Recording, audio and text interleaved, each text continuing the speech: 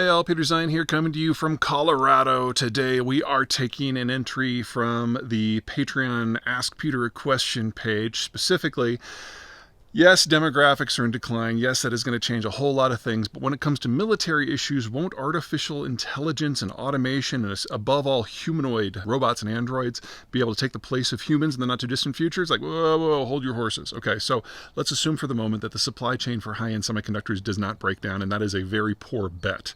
Just put that to the side. We are nowhere close. There's two issues here. One is something that AI is reasonably good at, and that is processing. Take huge amounts of data and processing and distilling it down. That's basically what ChatGPT has been doing for a while and is getting incrementally better at. That is not the same as thinking. Thinking requires significantly more processing power than you can put not in just in one chip, but into a whole server blade of chips or a whole server stack of chips. You basically need an ongoing connection to a server farm with all that processing and computing power in order to do something that approximates thought. So taking data and distilling it or processing it, sure. Thinking, reacting to your real life environment, that's a whole different issue, and it is shaped by the data that you can feed in, which is not an AI issue or a chip issue, it's a sensor issue. And our sensors are not nearly as good as anything else in the processing department. That's problem one. Problem two is much more direct. Let's assume that your sensors are perfect. Let's assume that we do have AI chips that are an order of magnitude more advanced than we have right now. Let's assume that maybe you can have a data link back to a data farm without any sort of jamming. And by the way, good luck with that. Movement, people, movement.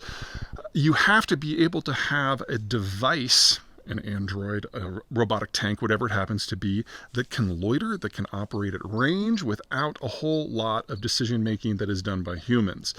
And the problem there is power and acuity. Right now, lithium is the best battery system we have, and it can maintain a charge for a few hours of action for, say, an electric vehicle, which is nothing compared to what you're going to need when you're talking about tracked vehicles or articulated joints. The second issue is stability. Not only do you have to have good sensors to be able to perceive the environment, you have to be able to manipulate that environment. Now, I'm sure a lot of you have seen that viral footage from about a year ago of a humanoid robot basically doing a backflip up and landing on the table behind him. Everyone's like, ooh, we're about to be replaced. You know how many attempts that took? 11,400. You know how many more attempts it took before it could do it again? Another 13,000. These things can't learn. They can take actions. There are roles for them. A pack mule might not sound sexy, kind of a big deal in things like desert warfare. Autonomous weapon systems, though, are simply not anywhere close. And then I have to go back to that thing that I said we were going to ignore, and that's whether or not the chips are going to get better.